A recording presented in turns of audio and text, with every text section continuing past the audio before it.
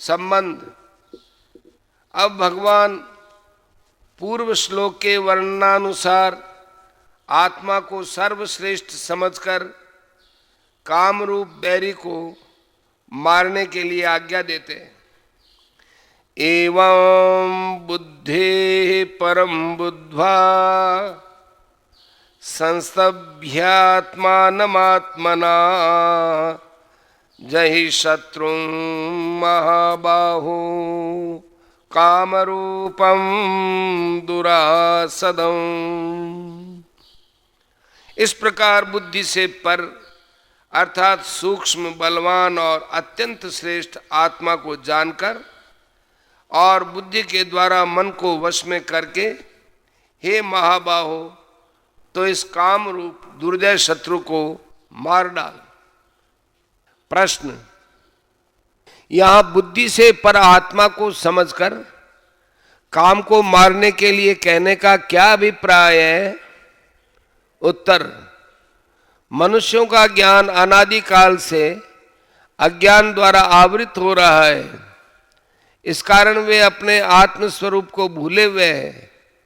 स्वयं सबसे श्रेष्ठ होते हुए भी अपनी शक्ति को भूलकर काम रूप बैरी के वश में हो रहे हैं। लोक प्रसिद्धि से और शास्त्रों द्वारा सुनकर भी लोग आत्मा को वास्तव में सबसे श्रेष्ठ नहीं मानते। यदि आत्म स्वरूप को भली भांति समझ ले तो राग रूप काम का सहज ही नाश हो जाए। अतएव आत्म स्वरूप को समझना ही उसे मारने का प्रधान उपाय है। इसलिए भगवान ने आत्मा को बुद्धि से भी अत्यंत श्रेष्ठ समझकर काम को मारने के लिए कहा है। आत्म तत्व बहुत ही गूढ़ है। महापुरुषों द्वारा समझाए जाने पर कोई सूक्ष्मदर्शी मनुष्य ही उसे समझ सकता है। कठोपनिषद में कहा है कि सब भूतों के अंदर छिपा हुआ है। ये आत्मा उनके प्रत्यक्ष नहीं होता। केवल सूक्ष्मदर्शी पुरुष ही अत्यंत क्षीण, अत्यंत तीक्ष्ण और सूक्ष्म बुद्धि के द्वारा उसे प्रत्यक्ष कर सकते हैं।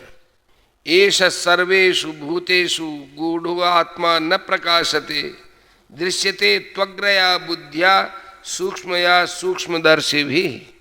प्रश्न। यहाँ आत्मानम का अर्थ मन और आत्मा, आत्मना का अर्थ बुद्धि किस कारण से किया गया है? उत्तर। शरीर, इंद्रिय, मन, बुद्धि और जीव, इन सभी का वाचक आत्मा है। उनमें से सर्वप्रथम इंद्रियों को वश में करने के लिए 41वें श्लोक में कहा जा चुका है। शरीर इंद्रियों के अंतर्गत आ ही गया है। जीवात्मा स्वयं वश में करने वाला है।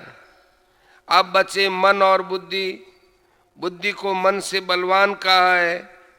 अतः इसके द्वारा मन को वश में किया जा सकता है। इसलिए आत्मानम का अर्थ मन और आत्मना का अर्थ बुद्धि किया गया है। प्रश्न। बुद्धि के द्वारा मन को वश में करने की क्या रीति है? उत्तर। भगवान ने 6ठे अध्याय में मन को वश में करने के लिए अभ्यास और वैराग्य 2 उपाय बताए हैं।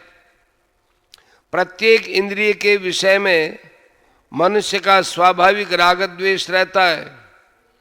विषयों के साथ इंद्रियों का संबंध होते समय जब जब राग द्वेष का अवसर आए तब तक बड़ी सावधानी के साथ बुद्धि से विचार करते हुए राग द्वेष के वश में न होने की चेष्टा रखने से शनै शनै राग द्वेष कम होते चले जाते हैं। यहाँ बुद्धि से विचार कर इंद्रियों के भोगों में दुख और दोषों को बार बार दर्शन कराकर मन की उसमें अरुचि उत्पन्न करना वैराग्य और व्यवहार काल में स्वार्थ के त्याग की और ध्यान के समय मन को परमेश्वर के चिंतन में लगाने की चेष्टा रखना और मन को भोगों की प्रवृत्ति से हटाकर परमेश्वर के चिंतन में बार बार नियुक्त करना, ये अभ्यास है। प्रश्न, जबकि आत्मा स्वयं सबसे प्रबल है, तब बुद्धि के द्वारा मन को वश में करके काम को मारने के लिए भगवान ने कैसे कहा है?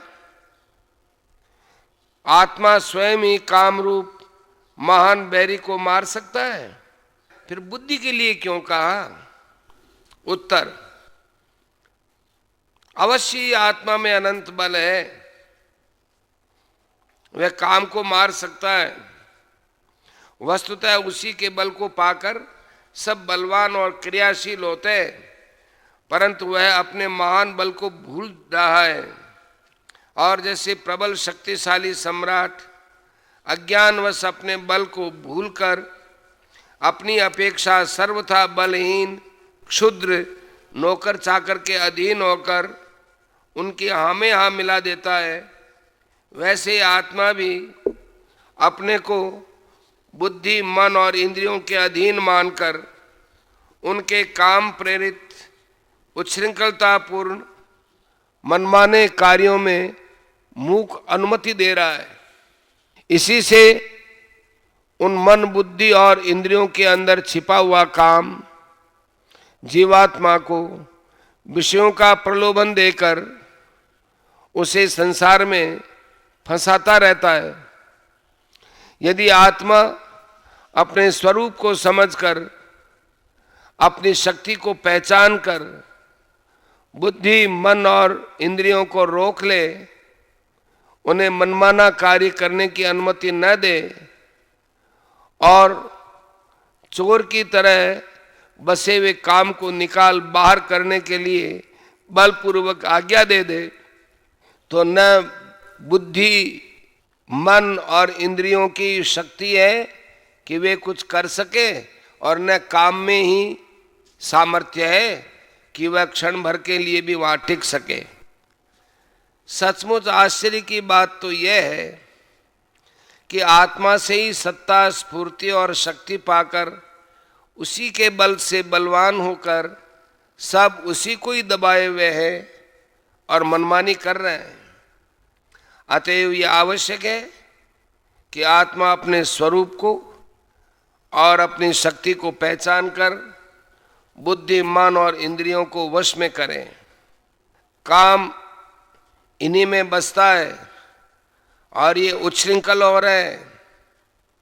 इनको वश में कर लेने पर काम सहज ही मर सकता है।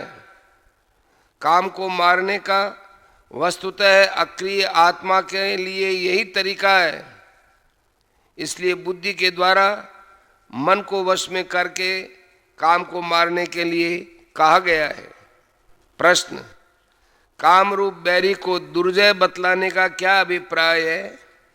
उत्तर, वास्तव में तो काम में कोई बल है ही नहीं। यह आत्मा के बल से बलवान हुए बुद्धि मन और इंद्रियों में रहने के लिए जगह पा जाने के कारण ही उनके बल से बलवान हो गया, तथा जब तक बुद्धि मन और इंद्रिय अपने वश में नहीं हो जाते तब तक इनके द्वारा आत्मा का बल काम को प्राप्त होता रहता है। इसलिए काम अत्यंत प्रबल माना जाता है और इसलिए उसे दुर्जय कहा गया है।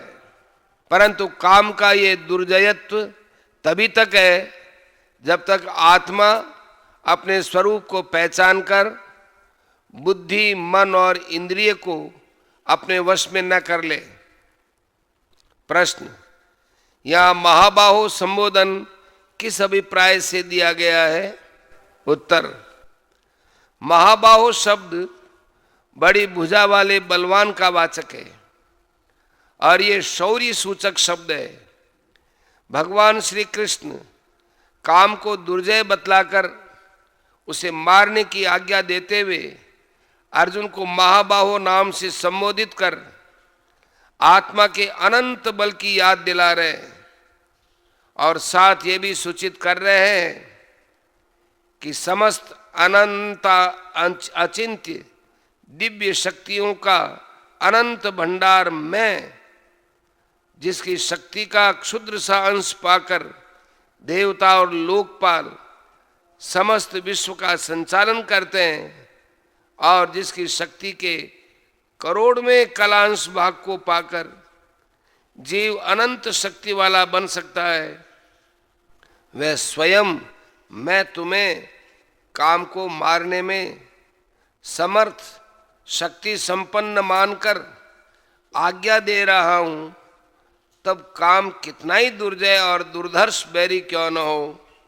तुम बड़ी आसानी से उसे मारकर उस पर विजय प्राप्त कर सकते हो। इसी अभिप्राय से यह महाबाहो संबोधन दिया गया है। 43वां श्लोक पूर्ण। ओम तत्सदिति श्रीमद्भगवद्गीतासूपनिषत्सु ब्रह्म विद्यायां योगशास्त्रे श्री कृष्णार्जुन संवादे कर्मयोगो